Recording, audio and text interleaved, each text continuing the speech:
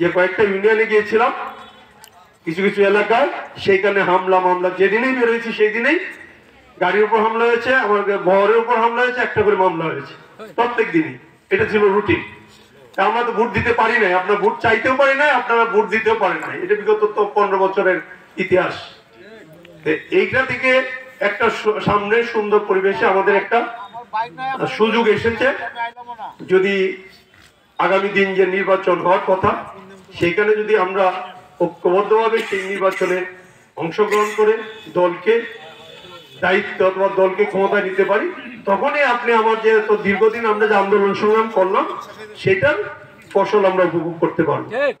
আর যদি আবার ফেল করে, যদি এই অন্তর্বর্তীকালীন সরকার কোনো কারণে নির্বাচন না দিয়ে দেশে আবার তৃতীয় কোনো শক্তির উত্থান হয়, তাহলে বিএনপির যে ক্ষতিগ্রস্ত, এই 15-16 বছরে যা ক্ষতিগ্রস্ত হয়েছেন তার চেয়ে আরো বেশি ক্ষতিগ্রস্ত হবেন। এটা কোনো নির্দ্বিধায় বলতে পারি আমরা। কোটি মানুষের আস্থার ভালোবাসায় 11 বারের মতো দেশের 1 নম্বর রেফ্রিজারেটর ব্র্যান্ড ওয়ালটন। সুতরাং আগামী দিনে বাঁচার জন্য আমরা প্রস্তুত হই, বাঁচার জন্য আমরা লড়াই করি। আমরা ঐক্যবদ্ধভাবে আগামী দিনে দলকে কিভাবে ক্ষমতায় নেওয়া যায় সেই লক্ষ্যে আমরা কাজ করি।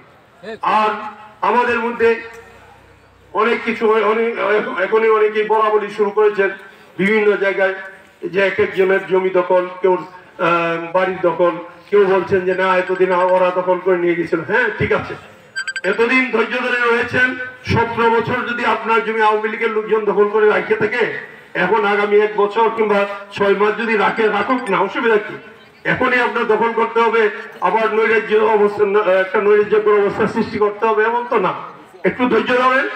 আমরা যদি আগামী দিনে এই ধৈর্যটুক ধরি, তাহলে আল্লাহর মতে আমাদের ফসল আসবে। আর আমরা যদি ধৈর্য না ধরে আবার আওয়ামী লীগ যাই কাজটা করেছে, আমরা যদি এখন এই সেই কাজটাই করি, তাহলে কি বলবে যে বিগত দিনে যারা এরা এখনো ক্ষমতায় আসে নাই, এরা এখনই এই অবস্থা শুরু করে দিচ্ছে, আগামী দিনে ক্ষমতায় না আসলে না কি হয় জানি না। যে গণতন্ত্রের জন্য দীর্ঘদিন এই দেশের মানুষ আন্দোলন সংগ্রাম করেছে, বিশেষ করে বাংলাদেশ জাতীয়তাবাদী দল এবং তার অঙ্গ সহযোগী সংগঠন যে দীর্ঘ 16 বছর আন্দোলন, সেই আন্দোলনের ফসল কিন্তু আবার ধূলিসাৎ হয়ে যাবে।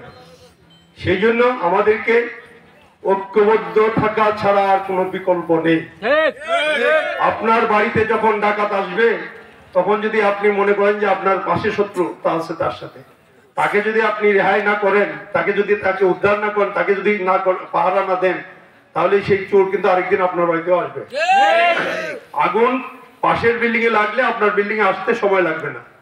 সুতরাং এই দেশ নিয়ে আন্তর্জাতিকভাবে এবং শেখ হাসিনা সহ ভারতে বসে চক্রগুলি তারা কিন্তু বসে নেই এই দেশকে অকার্যকর করার জন্য, এবং বিএনপিকে আগামী দিনে যাতে নেতৃত্বে না আসতে দেওয়া না হয়, সেই লক্ষ্যে কিন্তু ষড়যন্ত্র সারাক্ষণই চলছে। সেই ষড়যন্ত্র মোকাবেলা করতে গেলে আল্লাহর হস্তে আমাদের কে কোন পজিশনে আছি, কে কোন পদে আছি সেটা না দেখে আগামী দিন কিভাবে আমাদের যে আন্দোলন বলেন, আমাদের নির্বাচনমুখী কর্মসূচি বলেন, যে ধরনের কর্মসূচিগুলি আসবে, সেখানে আমরা যেন ঐক্যবদ্ধ থাকি।